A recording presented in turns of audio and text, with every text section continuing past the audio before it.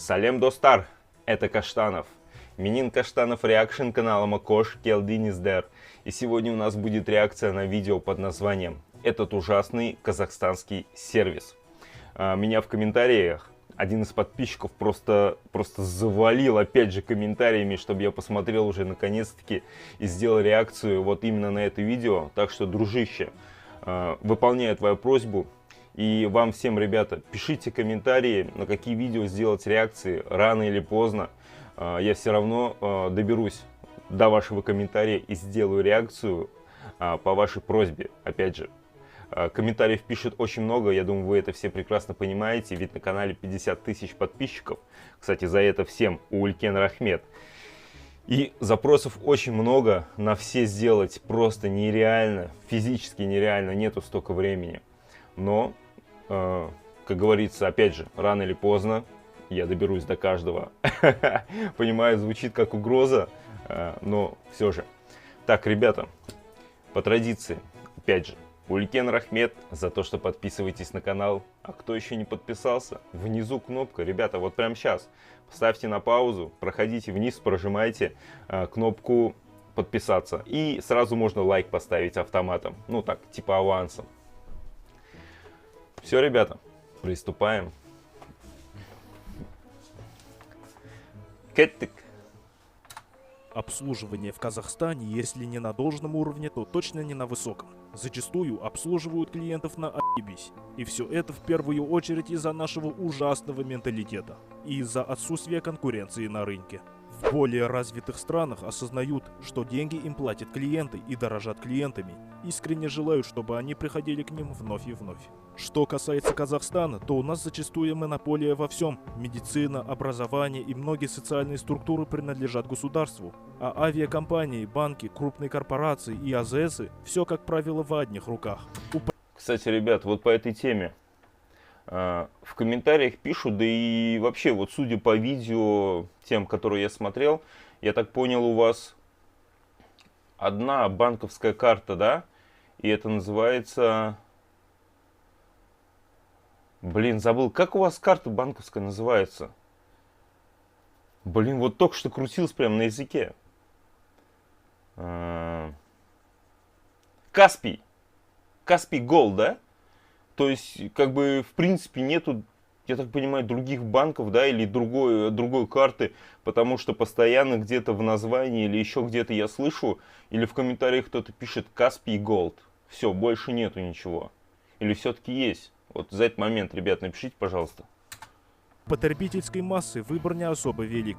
Приветствуем вас на YouTube-канале Баймемлекет. И сейчас мы покажем вам отвратительное отношение персонала к клиентам в Казахстане.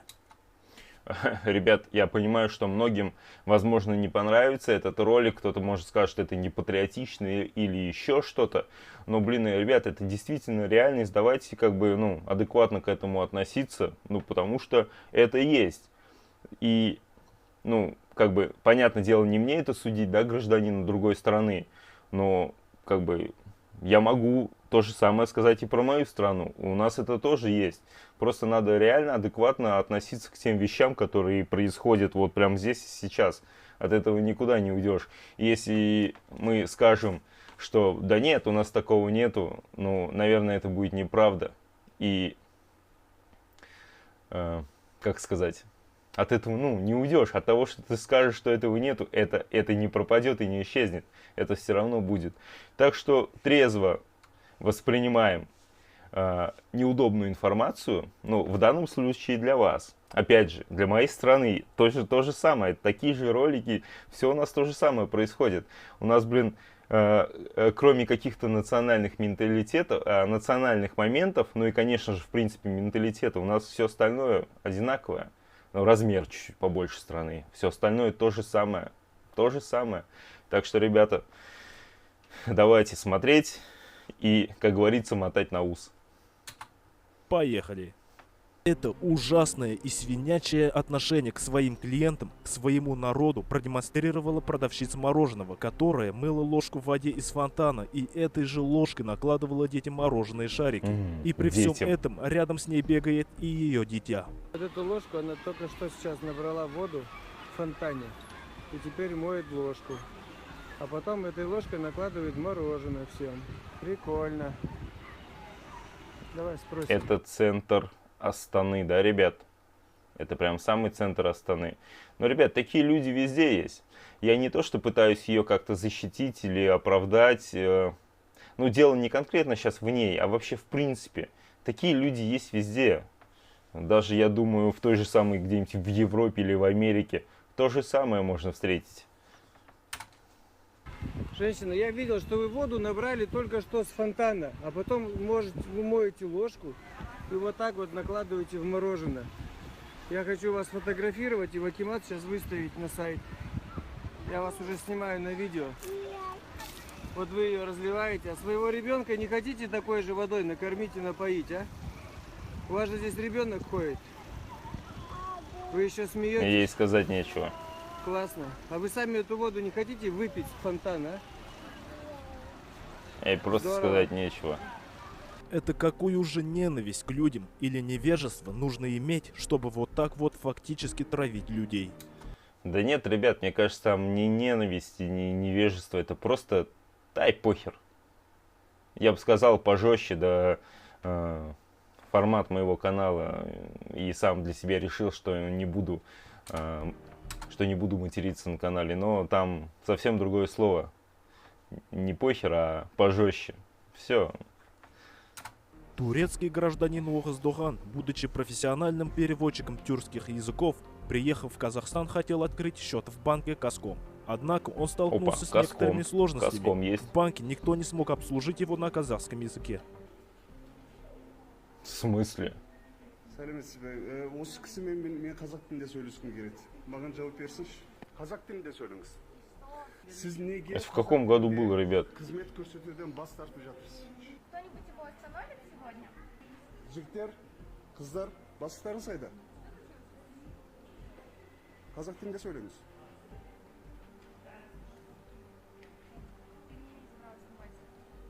Қазақ тілінде сөйлеңіз. Бастыққа апарыңыз мені. Сізбен сөйлесуге бола ма? Неге? Неге? Уберите деген біріншіден уберите деген сөзіме түсінбеймін. Қазақ тілінде сөйлеңіз. Менің Қазақстанда қазақша қызмет алуға құқығым бар. Сіздер қазір Қазақстан Республикасының тілдер туралы заңын бұзып жатсыздар. Не, ну что-то как-то, ребята, ну неужели никто не знает язык казахский в этом банке или что? В чем дело? Ну еще как-то можно понять, вот когда показывали ребят славянской внешности, да, ну, наверное, это были этнические русские. Но он и обращается к ребятам, которые по внешнему виду, ну, явно казахи. И почему никто его не может обслужить? И самое главное, такое ощущение, что как будто они реально не понимают язык. Вот парень, почему он не отвечает на казахском языке? Қазақ тілінде сөйлеңіз. Қазақ тілінде сөйлеңіз.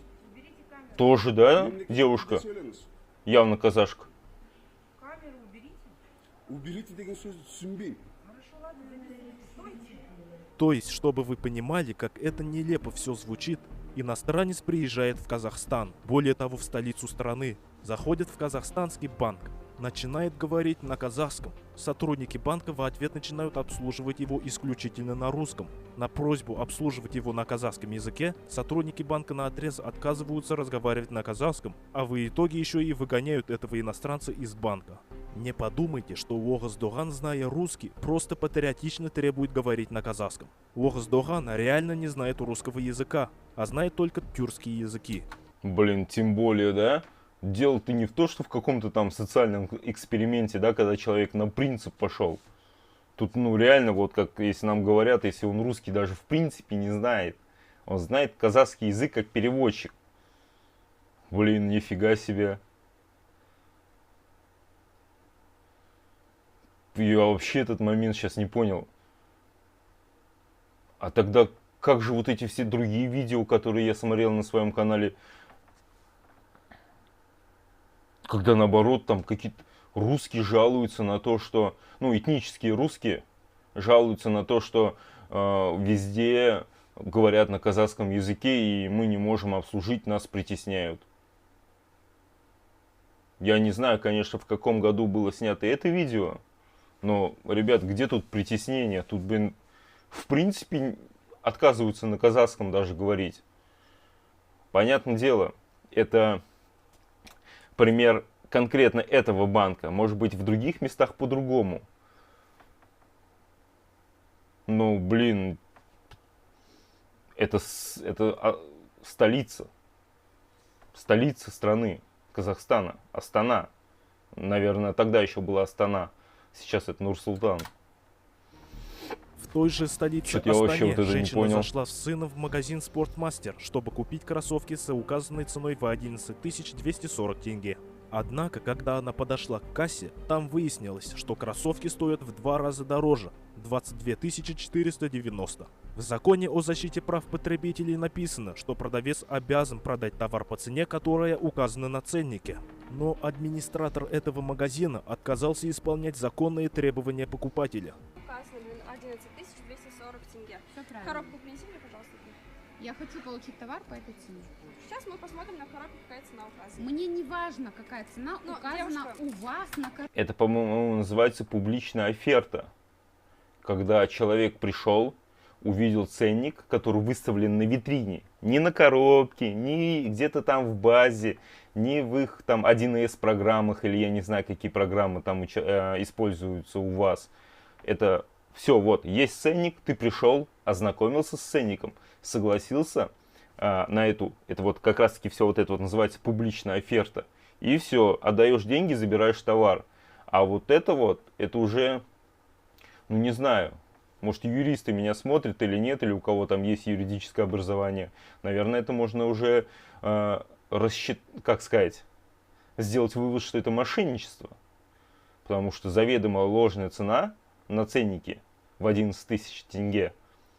Но когда ты уже вроде бы согласился на товар, когда он тебе уже понравился, тебе дают другую сумму. Понятно, кто-то откажется, а кто-то и скажет, ну блин, мне кроссы понравились, они мне нужны, и неохота больше искать, и все-таки согласится купить их за 24, за цену в 2 раза выше. Блин, это в чистом виде мошенничество.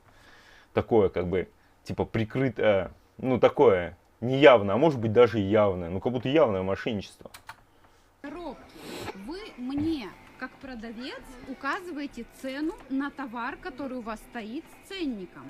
Я не могу догадываться. Вот Мы оно. с вами находимся не на базаре, Вот у оно. вас фиксированные цены. Все верно. Поэтому я как покупатель имею право узнать цену, я ее узнаю и иду приобретать товар, Всё по цене, верно. который указан на цене. Вот указанная цена.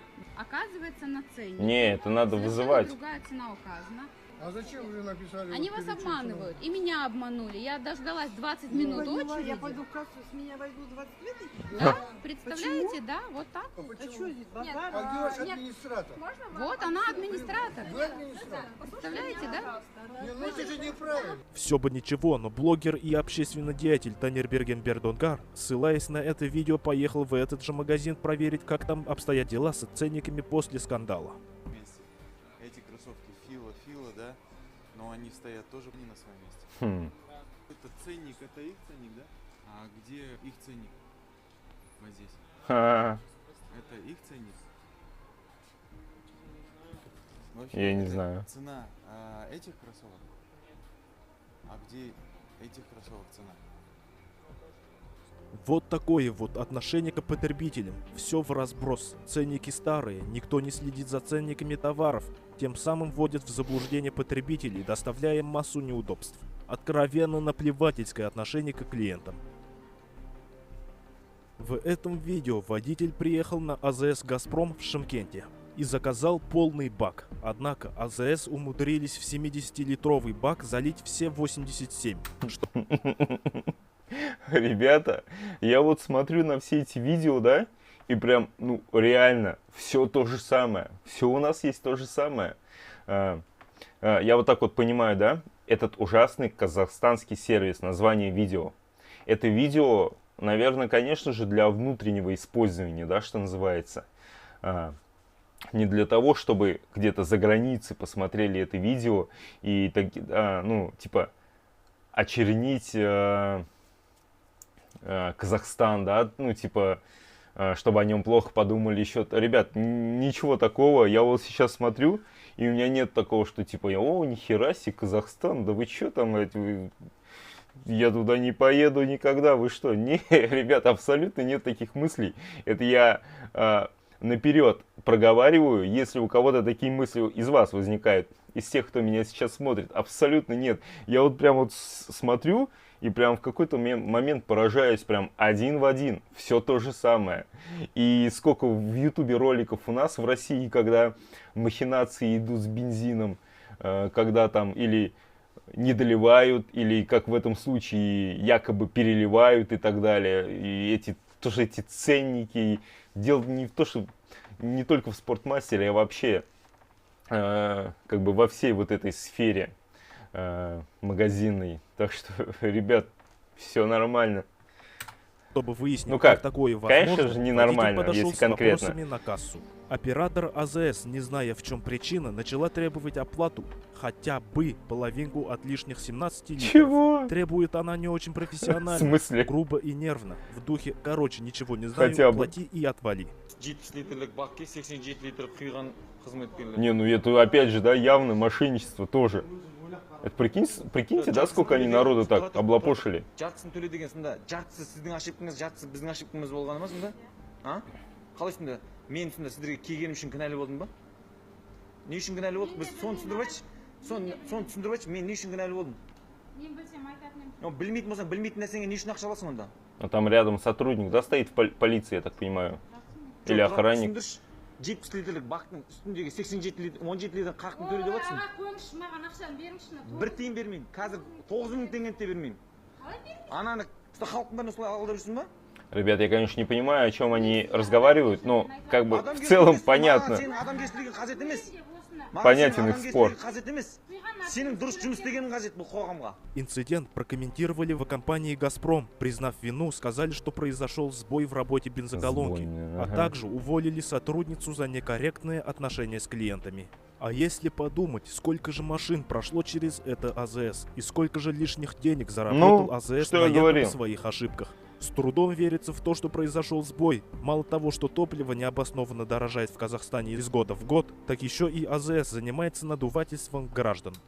Вот я тоже про это же, ребят. Это явно не сбой или не недобросовестное использование, это как его обращение там и все такое. Это явная, блин, махинация. В ЦОНе Алматы произошла перепалка между молодым сотрудником ЦОНа и клиентами. Судя по кадрам, причиной перепалки стало недовольство посетителей работой сотрудника, который выдает талоны. Такой Вокруг стойки образовалась заряженный толпа джигит, недовольных да? горожан, желающих как можно скорее быть обслуженными. Молодая семейная пара набросилась со оскорблениями на сотрудника. Тот в ответ начал слать их на 3 буквы. Давай талоны, сука, я тебя 3 часа здесь жду, блядь, не то талон, блядь. Ты идиот, блядь! Тебе подходили, слушай, ребенка, ты сидишь, блядь, тупишь. Че ты, сука, мразь ебаная? Талоны давай в На кассу, него заявление микрофоны. написать на служебном месте, он оскорбляет. Идиот, блядь! Быстрее давай, блядь, сидишь! Не, ну, ребят, ну это да, это как бы типа вообще непрофессионально просто. Если ты где-то там на улице, как говорится, за забором, ну там да, наверное, да, там можно и как говорится, подраться и все такое. Но когда ты на своем рабочем месте, ты в принципе так не имеешь права общаться и, ну, наверное, можно как бы даже и на заявление нарваться, как там одна женщина говорит. А когда ты вышел из своего, как говорится, в конце рабочей смены, да, там уже все. Кто там допустил, не допустил, да. Но пока, блин, так с клиентами, конечно, ну понятно, да, там если очередь по 3 часа, все клиенты на нервах, но чтобы в ответ еще их и посылать, такое себе дело, конечно. Нахуя вы сюда сажают, блядь? Она говорит, быстрее давай микрофоны в кассу. Она улов приезжает, блядь, тупорылый, блядь. Давай быстрее! Вполне очевидно, что люди устали стоять в очереди, и терпению, Как конечно бы, же, ребят, наступил конец. и смешно, Но не и в то же спешите время осуждать грустно, если сотрудника, честно. он ведь в одиночку обслуживает за день сотни граждан. И не стоит осуждать посетителей, ведь зачастую, чтобы получить обычную рядовую справку, надо отстоять очередь, чтобы получить талон на очередь. Блин, ну это бюрократия. И опять же, да, один сотрудник. Почему один сотрудник, когда там такие очередя? Ну понятно, да? А еще одного сотрудника посадить, это надо ему заработную плату платить. Никто не хочет лишние затраты. А с другой стороны, да, вот если этот сотрудник не вывозит, да, что называется, по физическим и каким-то моральным своим качествам, ну, надо уходить, я считаю, с этой работы и искать себя в другом месте. Не рубашку, да, белую таскать в офисе, а где-то, может быть, на стройке поработать, там физическая работа, но вот такого головника меньше. Здесь он, конечно же, тоже устает, мы это видим, да, но здесь он устает морально в большей степени. И он особо так, я понимаю, не стрессоустойчивый, поэтому надо идти на более такую физическую работу, где вот таких вот мозговых штурмов не будет. Но, опять же, наверное, разница в зарплате. Здесь, наверное, он получает побольше, чем на стройке. Но и нервы свои тратить, здоровье. Короче, вообще тут, как ни посмотреть, да, засада с разных концов. Что там, сям, там что-то не то, там что-то не то. Ну, я думаю, ребят, надо все равно искать. Рано или поздно ты, как говорится, найдешь свое дело, свою нишу. А вот кого реально стоит осуждать, это тех людей, что отвечают за организационную деятельность ЦОНа и правительственные структуры за то, что никак это не контролируют. На весь ЦОН поставили одного сотрудника, который должен консультировать и распределять сотни, а то и тысячи граждан в разные корпуса здания и выдавая им талоны. И это только при входе в ЦОН, а дальше и еще хуже. Что уж говорить, вы и сами наверняка бывали в адском заведении по имени ЦОН и не понаслышке знаете, как правительство обслуживает своих граждан, какой сервис он им предоставляет. Ребят, я сперва такой посмеялся, да, немножко над этой ситуацией. Не над парнем, а над ситуацией. Ну, типа, он не прав и все такое. А сейчас я вот так вот смотрю, да, на него. Прям даже немножко жалко его стало. Такое ощущение, как будто он, ну, зверь, загнанный зверь просто. Вот понимаете, когда какого-то хищника травят. Вот как, ну, я вот просто ассоциации у меня возникают. Какие-то видео где-то смотрел, может быть, в фильмах какие-то сценки были. Ну, я сказал зверь, да, я не хотел его оскорбить. Просто такая ассоциация в голову пришла. Как будто загнанный зверь, и вот прям все вот травят там чуть не этими пиками, да, вот так вот типа колят. Вот сразу такая картина в голове. И вот он прям вот на всех кидается. Ну, это такая прям позиция, как это назвать, оборонительная позиция. Он просто себя как бы защищает. Чуть ли не на инстинктах. И вот прям вот сейчас вот такой смотрю, прям даже немножко жалко стало парнишку. Потому что как бы, ну, реально он надломился в этот момент так, чисто психически и эмоционально. Друзья, просим максимально распространять это видео по WhatsApp, ВКонтакте и в других социальных сетях, потому что народ должен понять, что такой сервис у нас в стране быть не должен. Если вам понравился данный выпуск, ставьте лайки, а также подписывайтесь на наш канал Пай Мемлекет. Так, ребят, ну что сказать по этому видео. Видео такое было достаточно, ну, интересное, реально интересное. Я думаю, как вам, так и мне, так вообще прям 100% это было интересно. Но, опять же, никакого негатива к стране нету и не возникло, потому что, блин, ну, я уже не буду повторяться. Все то, что я сказал по ходу видео, я думаю, все это слышали, все это так и есть. Ну, что тут первое, да? Опять же, девушка мыла ложки в фонтане. Это типа, ну и похер. Только через ху. Я думаю, вы поняли, да? Блин, принципиально не хочу материться на канале. Вы поняли. Отношение, как бы, вот этот момент с банком. Вообще я не понял, как это возможно, что в столице, в банке, банк это же не какой-то там частная лавочка, да, магазинчик, это, блин, как сказать, структура, которая тоже контролируется более такими, ну, как, ну, правительством, наверное, да, какими-то, как у нас, допустим, все банки подчиняются Центробанку. Это такое, это уже чуть ли не прям правительственная организация.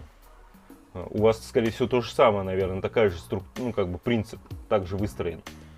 И то, что не понимают казахский язык, особенно, я говорю, я удивился, когда явно как бы к людям казахской национальности обращаются, и они тоже не могут ответить. Вот этот момент, ребят, я прям, если честно, шокирован. И опять же, мне непонятно, почему люди говорят, что там где-то притесняют там русский язык. Ни хера себе, это еще притеснение русского языка, что ли? Опять же, делаем скидку на то, что непонятно, когда это было видео снято, может даже 10 лет назад, кто его знает. Сейчас, возможно, политика, конечно, уже и поменялась тоже кардинально. Так что на это тоже делаем скидочку. Если сейчас уже все по-другому, ну, ребят, тогда как бы сорян, извините. Но я делаю выводы конкретно вот по этому видео, которое я смотрю. И опять же, да, вот видео это не, как сказать, это не пересказ кого-то, да, где можно сказать, ну, типа, люди обманывают. Тут прям все, вот видео, конкретно доказательства. Тут, как говорится, против фактов не попрешь. Так, и что тут было? Ну и вот этот парень в ЦИНе, да, я так понимаю, это аналог, который у нас есть МФЦ. Что-то, ну, короче, тоже хотел сказать, как эта аббревиатура переводится, даже сам не знаю, забыл. Ну, короче, граждане обращаются туда и всевозможные вопросы, проблемы свои решают. Ну, как собственно, и здесь, судя по всему.